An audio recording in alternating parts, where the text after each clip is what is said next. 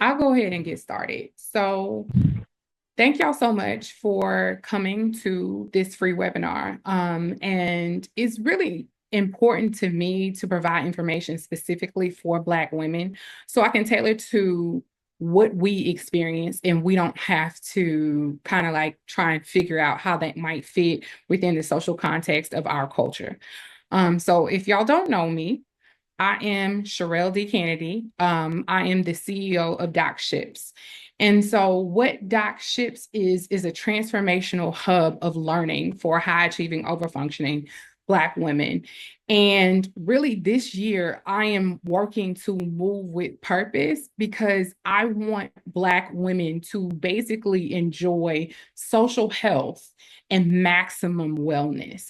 Um, I have built my career off of working predominantly with Black women. And one of the things that I'm often hearing is they don't know how to have joy sometimes or how to rest and relax. And so this year, I am trying my hardest to give as much information as possible to really break some of those cycles. And one specific thing, well, let me go back. So there's been a couple of things that I've done this year. So at the beginning of the year, I did the selfish challenge for Black girls, where we did about 12 to 14 days of self-care activities in virtual groups. And a lot of things that I do are in virtual groups to make it accessible. And even with this webinar tonight, I tend to do things at 8 p.m. on Thursday nights and 8 a.m. on Saturday mornings to just provide that level of accessibility because most Black women are truly busy. Um, I did the Selfish Challenge for Black girls. We did the Black Girl Journey for Joy. Even last year, we did a lot of walking mindfulness. And so a lot of these were virtual groups. And so now I'm working on a campaign, and this is throughout the month of May, and it's called The Problem Isn't You, It's the Pattern. And so with this campaign, I'm really focused on family dysfunction and how we sometimes don't recognize aspects of our family dysfunction have really prompted us to be high achieving and over functioning. And so we sometimes don't realize where we come from and what we've experienced literally propel us to where we are now. And so I'm going to talk about that tonight. So when I talk about high achieving, over functioning Black women, a lot of times, people are like, well, what is that? Like, what does that mean? And usually it means Black women who tend to have the superwoman syndrome. And there's specific characteristics to the superwoman syndrome. You literally feel obligated to help others. So that's like if you in public and you see somebody who potentially look lost, you feel the urge to help that person, or you feel the urge to say, hey, I don't have time to feel my emotions. I got too much to do. That's a lot to do. And the urge to manifest strength in ways that literally you making a way out of no way. And so you like to be the helper, but you don't necessarily like to be the helped. So you're resistant to be vulnerable or dependent. And like I said, making a way out of no way, like you're determined to succeed, even if you don't have enough. Like you literally make something out of nothing all the time. So that could be you're a parent and your kid do not know how you brought about Christmas at all because they knew you didn't have money, but you figured out some kind of way. So basically, these are the Black women that I work with, and these are actually the Black women I'm surrounded with. And I too struggle with being a high achieving, over functioning Black woman, right? And so a lot of times we're wondering, well, like, how did we get that way? And well, let me circle back. So even though I'm saying all of these things and all of these things that you hear me say are really a lot of Black women that you know, right? There's a cost to being high achieving and over functioning. And the cost to that is, even though you're helping everybody, you're being there for your family, it still brings a strain on your relationships. The reason why it brings a strain on your relationships is because a lot of times in those relationships, you find you giving more than what other people giving. And you're wondering why other people don't necessarily do what you do at the capacity that you do it. And a lot of times you feel misunderstood or judged or unappreciated or some sort of emotional disconnect to others. And you can feel disconnected to your community. And you can also embody a lot of stress. So the weirdest part is like you out here overly helping, overgiving, overdoing, and it's not giving the types of results that you would expect for that to give. And a lot of times we're doing it so we can survive, for the survival of our family, survival of our community. But it's weird because the same thing that you are leveraging is the same liability. And so I always find it's just like almost contradictory. But when I tell women, hey, like you have to really show up for yourself, you have to really think about yourself, it's like, no, it's hard. I got to think about everybody else. Because if I don't do it, who else going to do it? Right? And so now I'm getting to the part of how do we become high achieving over functioning?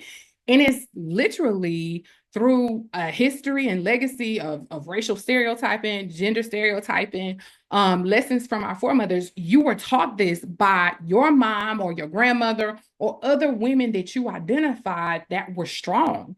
And then you also have actually past histories of disappointment, mistreatment, or abuse and spiritual values. And so a lot of us being high achieving over functioning is we don't want other people to feel or experience what we felt. So it becomes really interesting. But if you notice the combination of these things, all of it truly is patterns of like generational trauma that we've experienced. And so what happens is a lot of times, whoever our primary caregivers are, whatever home we grew up in, you know, how like some people will say, well, okay, well, if you grow up in a two-parent home, then you're good. If you grow up in an affluent home, you're good. Or no, that's not true. It depends on whatever kind of home you grew up in, and basically whatever type of trauma that caregiver has that they are not processing. So this trauma could be unspoken, unsaid.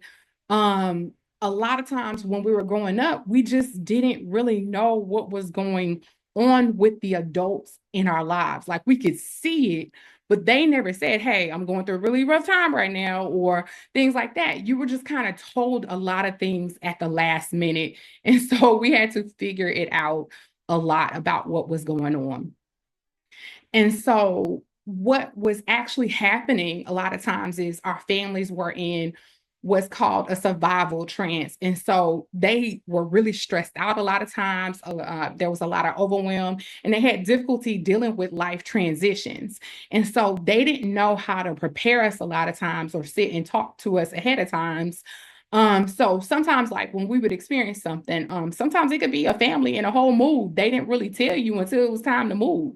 And they were like, hey, you're going to be going to a new school or whatever. Like, so your caregivers might have had an opportunity to think about it, but they didn't really prepare you emotionally or validate a lot of your feelings because they were overwhelmed. And so you see that family going through loops, just trying to survive. And again, it doesn't matter what class that you or who you were raised by. If they had an inability to process their own trauma and just get through daily life activities, then we can see it. And we can even see it in our own language. Like, think about what we say as Black women. We'll be like, this is a lot.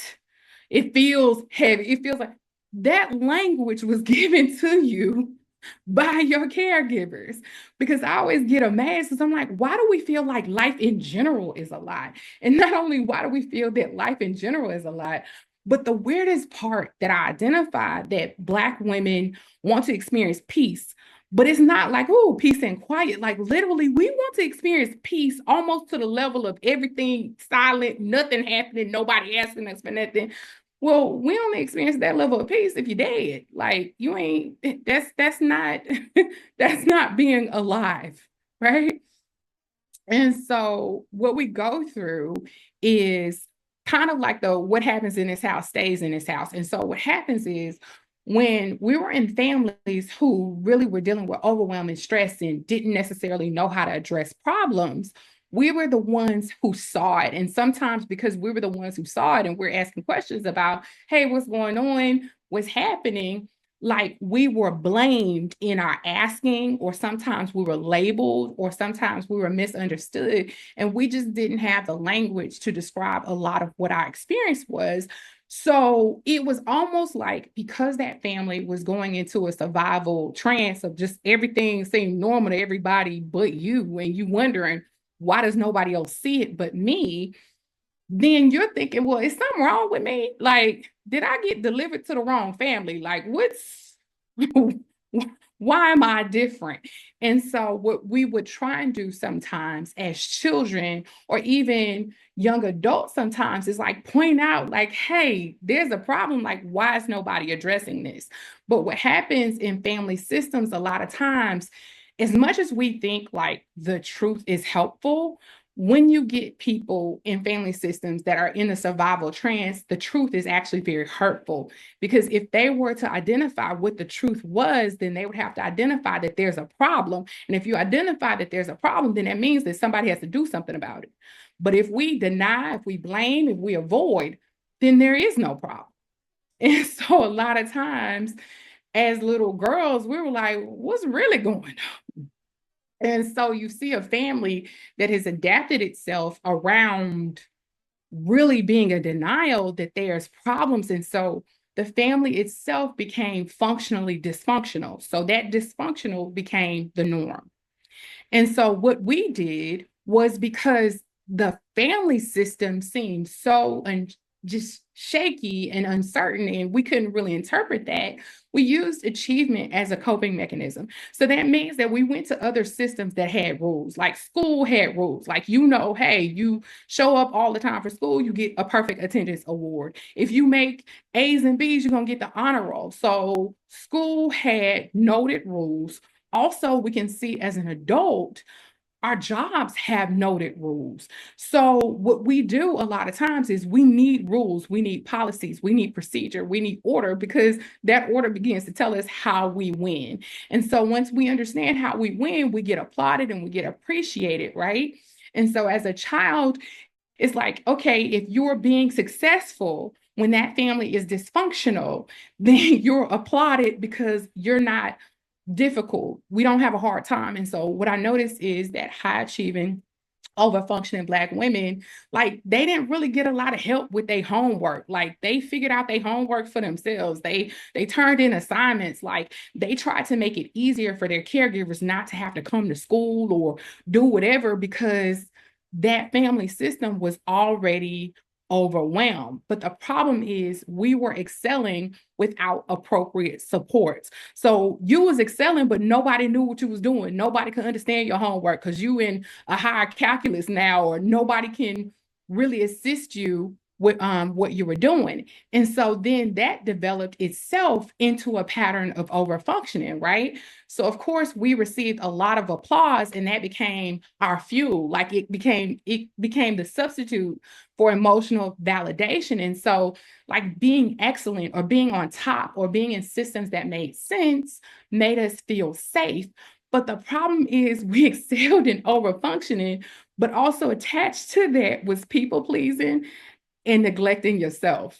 And so I just explained the trajectory between, hey, what's happening with the family, how they did not address problems, how it became very functional and everybody else seemed to just be fine. And you were the only one who was not fine. So what you did was you went to systems that made more sense. And so now what happens, that's how we're connected sometimes to jobs that feel just overwhelming to us, or sometimes even other relationships that feel totally overwhelming, but we feel obligated to show up and fix in ways that, sometimes we really couldn't fix in our families. And so we feel obligated a lot of times to problem solve. So